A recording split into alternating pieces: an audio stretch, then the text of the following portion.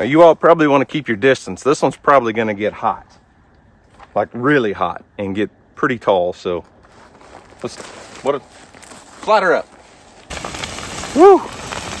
Now this one's putting off some heat. I have to keep my distance. I was really hot.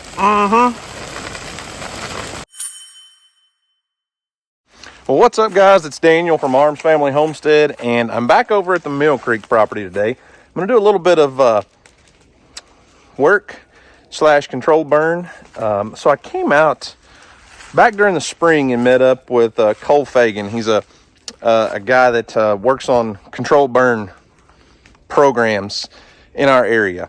He basically works under a government program to do songbird habitat preservation. But anyways, he writes prescribed fire burn plans for several counties in our area. And we came out on the original 80 acres and set up an idea to burn about 30 acres, 30 acres, something like that. And I've got some really good roads and trails built through here, but I've got a few places that have some brush piles from when we built these roads that need to be taken care of before we can do a huge control burn, because we want a good, safe fire break. And it was, the last several days it's rained quite a bit. We had a couple inches of rain, so the ground's really wet. The grass, I did a little test burn right here in the grass, and it won't even take off. So I'm going to try to burn up some of these brush piles today, see if I can get them to ignite. I've got a leaf blower and some diesel and things to try to burn some of these cedar. We'd call it some, brush pile or a slash pile, depending on who you are, where you're from. Call them different things, but nothing that will carry through the timber. We don't want to burn through the timber today, not burning a bunch of grass. Just going to try to do a nice, safe control burn around a few small brush piles. And like I said, I'm going to do a few test burns here and there just to make sure we're safe. And I've got a leaf blower. I can blow leaves away from the pile, but I don't think it's as wet as the ground is right now.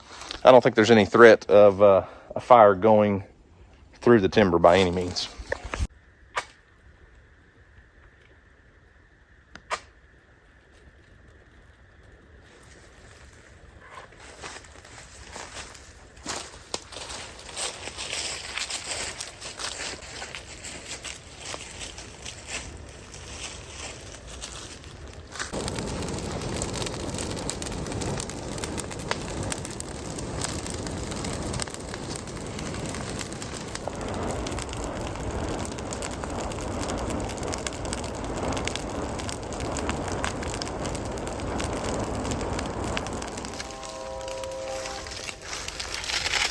Well, my first little test pile is doing okay, burning kind of slow.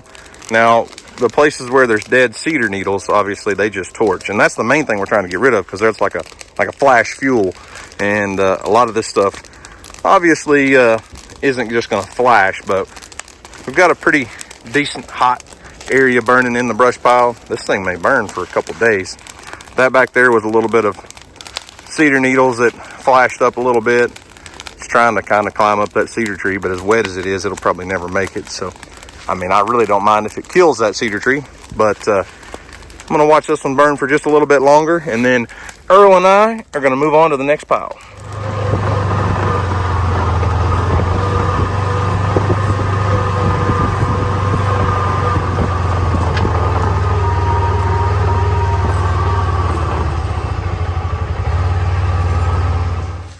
Now this little pile is probably going to get hot fast, but not burn for very far. I've tested out the grass. It's not really wanting to carry it all.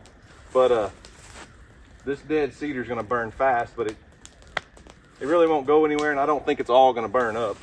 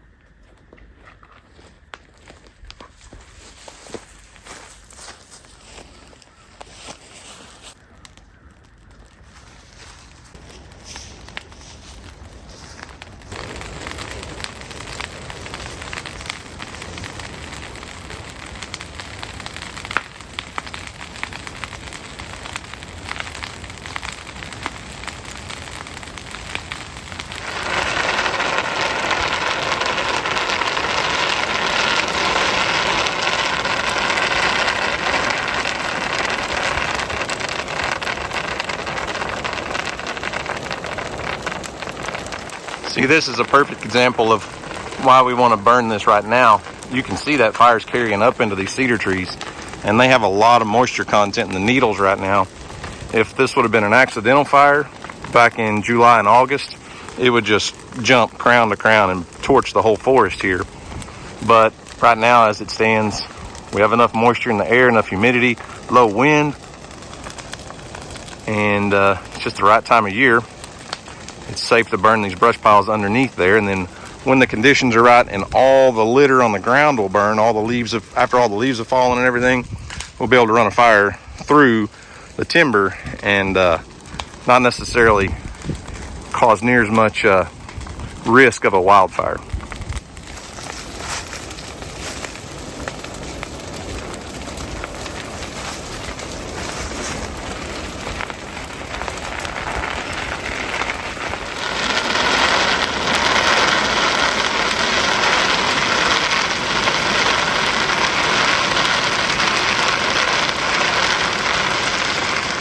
Gum.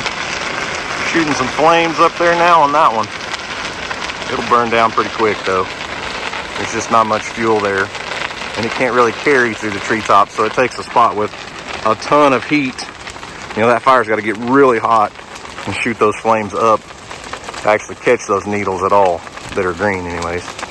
Now, if those were dead cedar trees, we'd never get this stopped. This is exactly what I wanted to see. You can see we had enough fire, enough heat to push it out into the grass, and look, it just kind of dies out. There's not enough fuel there to really burn, and it just, ooh, that's hot. It just dies out. So that's what I like to see. There's no threat of it going through the timber on the backside, and good, safe, controlled burn of some brush piles with Earl's supervision, of course. All right, well, this pile has burned down considerably. It's not out by any means. It hasn't all burned up, but pretty much all the more dangerous dead cedar needles and stuff have pretty well burned up. We have no threat of going up into the trees anymore. This one cedar tree is probably going to be dead for sure. This end of the pile's all but gone. The only thing left really is the big portion of the cedar trees that were cut down. Well, not cut down, actually pushed down by a bulldozer. So this one's pretty safe. I'm going to ease on down the road a little farther and see if we can find another one that we can safely burn. There's one down here that I probably need to wait until it's actually raining and let the cedar burn up out of it, because it's a lot, and I just don't know that today's the right day. But we'll look at it and assess and see where we are.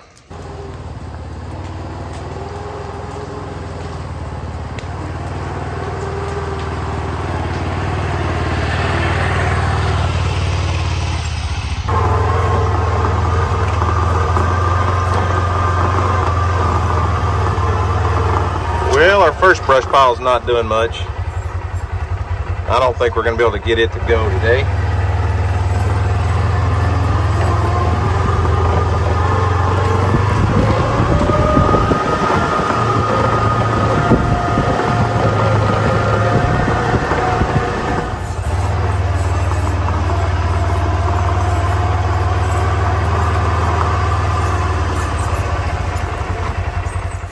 This is another one that Cole wanted me to take care of before we could really sign off on our controlled burn plan. We need to make it a really safe fire break, and if we ignite this, if we use this road to start our fire and burn into the timber, and the reason we're talking about doing that is because there's actually a county road that runs right here, which that's a secondary fire break, a safety fire break, if you will. But I want to leave this little strip in here untouched because it's a good visual barrier for, you know, road hunters, people that want to looky-loo from the road into your property, maybe pull over and spotlight a deer or whatever.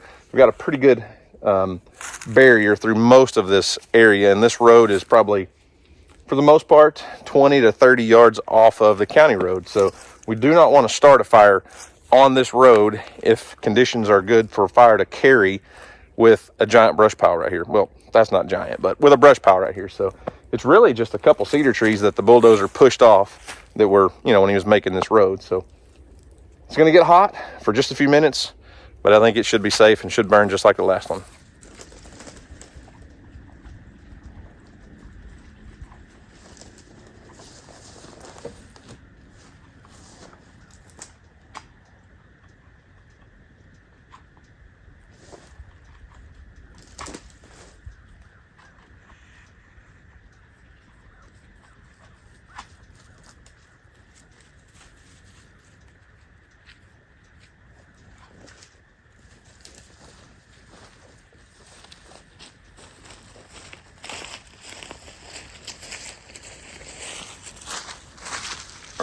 Get away from there. It can get hot. Come on.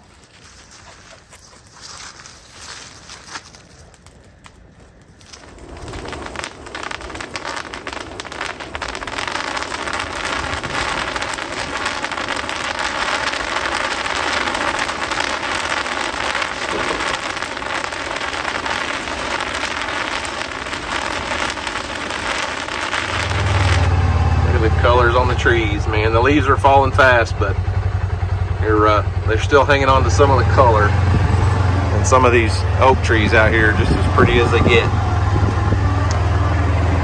Ain't that right, Earl?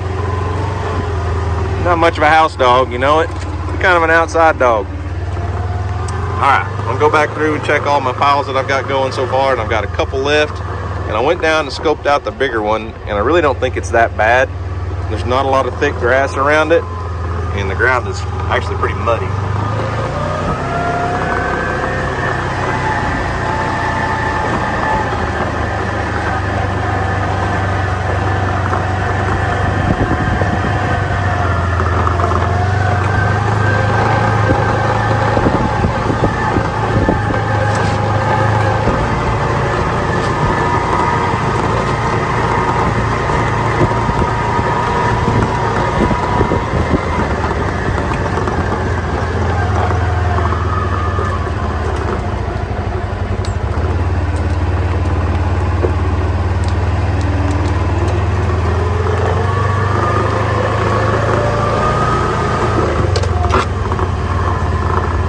Light this real quick. This won't take much. This is just a couple trees, just like the last one. It'll burn up in just a few minutes.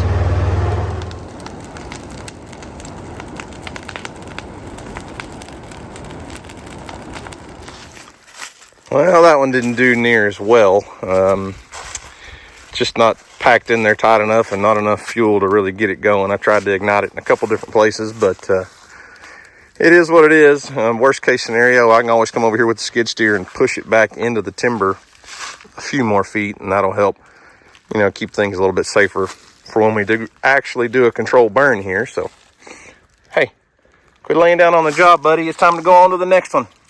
You ready? You got ashes all in your hair. Let's go.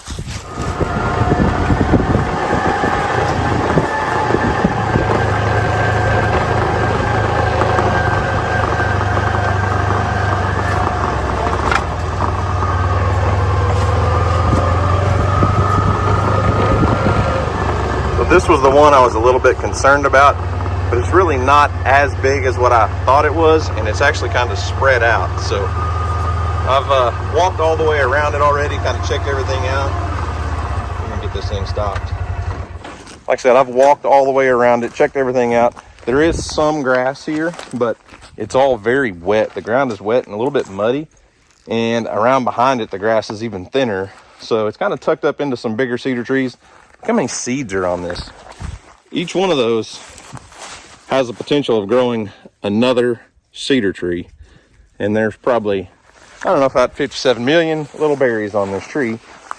Anyways, once the brush pile burns into this tree, I mean, it's just dead forest floor in here. There's nothing gonna burn, nothing gonna carry through that. So I think we're pretty safe. And there is just almost no wind at all. And I was looking at the forecast on the Weather Channel app on my phone for the rest of the day today, tonight, and tomorrow, and there's so little wind it really doesn't even show a direction. It just says calm. So let's light this thing up. Now, you all probably want to keep your distance. This one's probably going to get hot, like really hot, and get pretty tall. So let's light her up.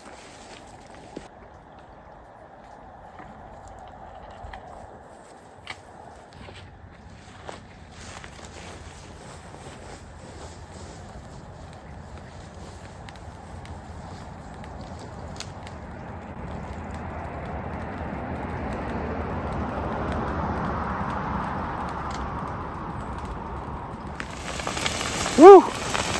Now this was putting off some heat. I have to keep my distance. I was really hot.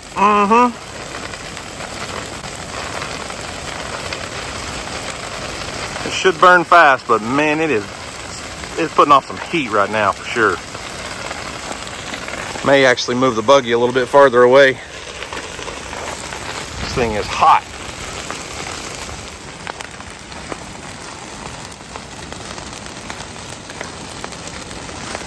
Okay, it's not going to burn too hot for very long. And over here, obviously, it can't carry through this, and the ground's wet, so it's going well. I was a little bit nervous about this one. We're not putting off too much smoke, but it's going to burn up quick. I like it.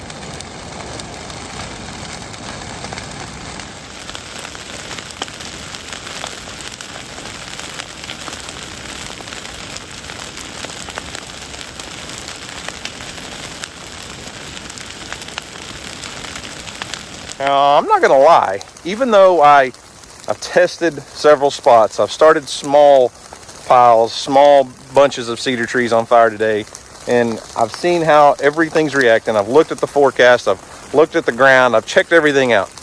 I've done my due diligence. I'm not going to lie, it's still a little bit nerve-wracking when you have a fire that big, shooting flames 20, 30 feet up in the air, but it does throw some embers.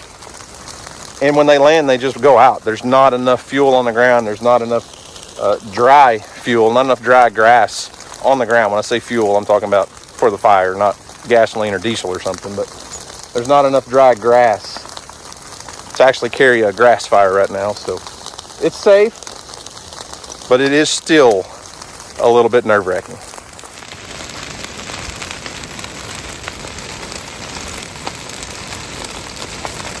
In other news, look at all the deer tracks. You know, we've made this road through here, and the deer are definitely using it as a trail. There's tracks all up and down everywhere I've been on this road today, and that's good, Earl.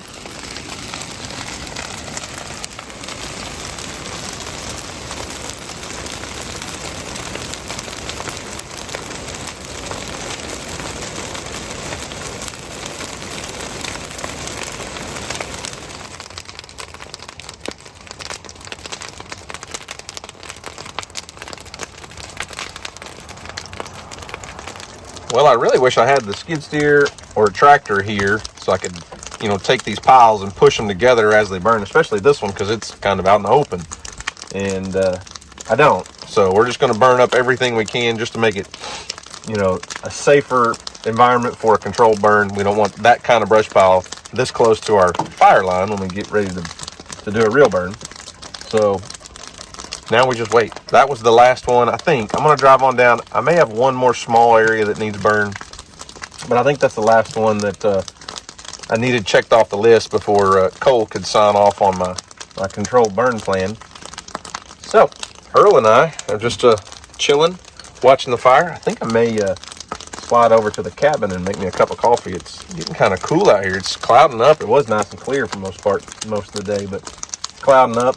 It's 3:30 in the afternoon, and he skipped out on lunch, so I may have a snack at the cabin if I have anything over there, and a cup of coffee. What do you think, Earl? You gonna go take a break? You been working too hard today, Big Daddy?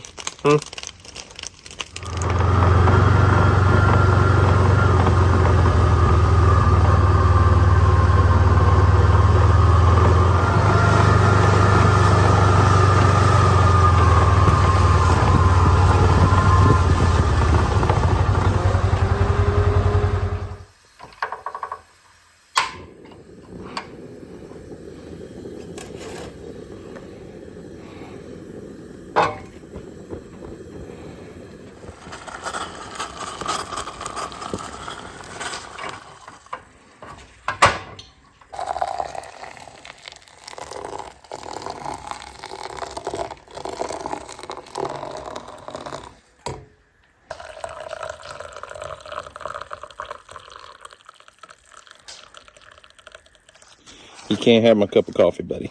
Okay? This one's for me. Maybe I'll make you one later, but probably not. It's gonna be hot. And it's coffee grounds that I had in the cabin from last deer season. They've been there a while, Earl. Hey, you're gonna spill it. Don't spill my cup. Please? What'd you hear? Please don't spit snot in my cup again. Stage 5 clinger, that's what DJ calls him. I don't know why she calls him that. He's not clingy. What? Isn't this a pretty spot? What do you think, Earl? Is it a pretty spot? Did you catch a whiff of something? Not quite enough elevation to see the pond, but it's over there. Well, every time I try to talk, oh, hey, buddy, have some manners. Goodness, you got stick ties, so you need a haircut bad.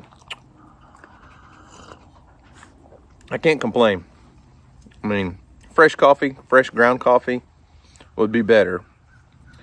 But how do you beat this? Just sitting here by the cabin with a goofy dog. I mean, he's a good dog, but he's a goofy dog. What? You smell something?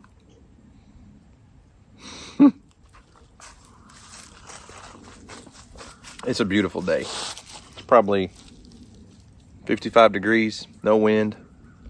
Probably should be hunting. There's bucks on camera on the trail cameras right now. Nothing giant, but can't hunt every day.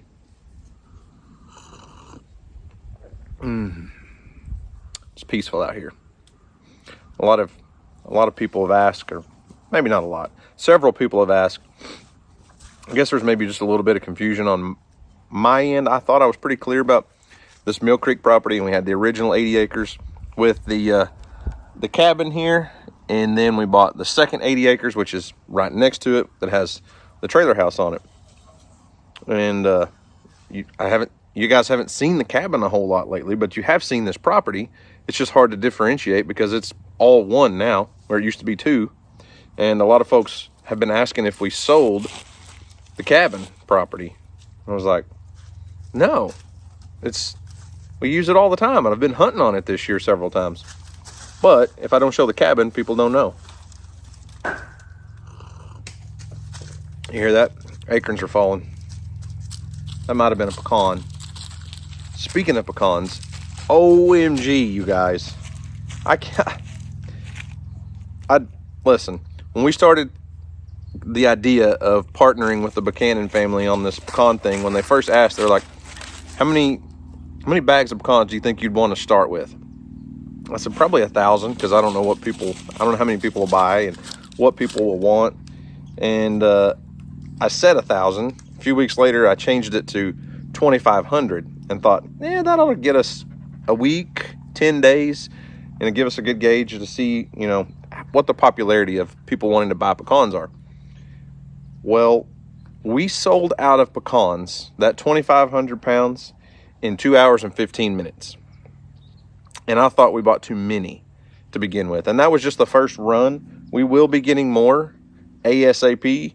Probably not going to be able to guarantee that you're going to have them in time for Thanksgiving.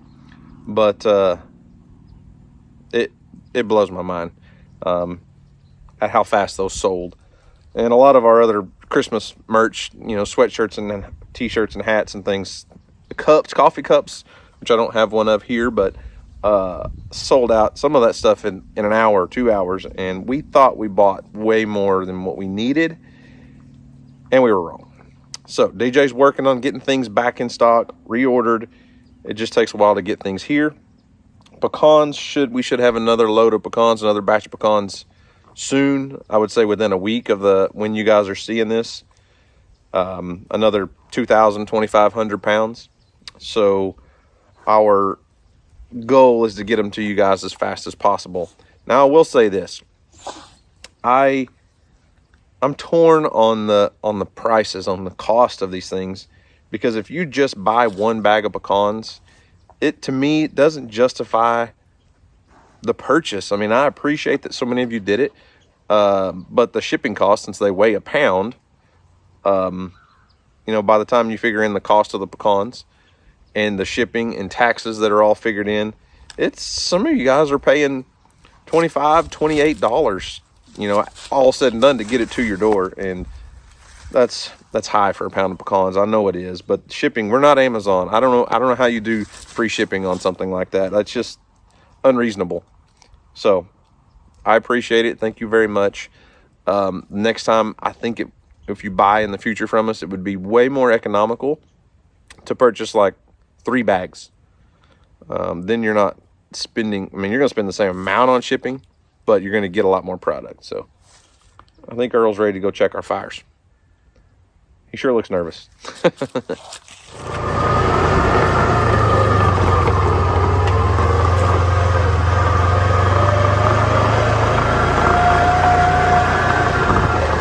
Well, brother-in-law still needs to come pick up all of his hay. Got all of this hay cut and baled for the bison, Cross Timbers bison, and it's all still here. So come get your hay, Dusty. Look at that sky. Hang on, we got to get another look at that. Isn't that pretty? I don't think it comes across on camera as pretty as it is in person, Earl.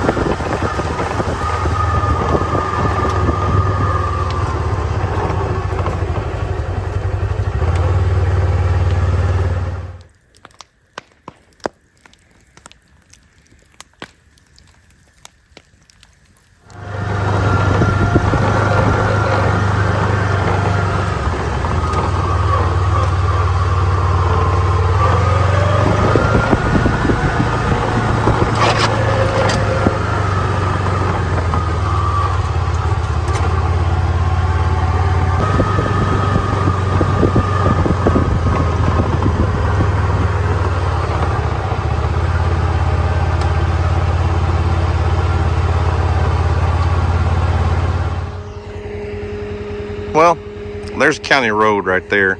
Made it out. Just headed out, checking things out, looking around, and see some trash. I stopped to pick up the trash, you know, because I hate just litter laying around. Look at this. Okay. I don't know about where you live, but this just ticks me off. Look at this. Any guesses what that is? Recognize the leaf. Contains THC. Thanks, folks, for legalizing this in Oklahoma. I really appreciate it. I hate it, but somebody's marijuana jug, container, whatever. 1.25 grams contains cannabis. Thanks for your trash, though. Appreciate it.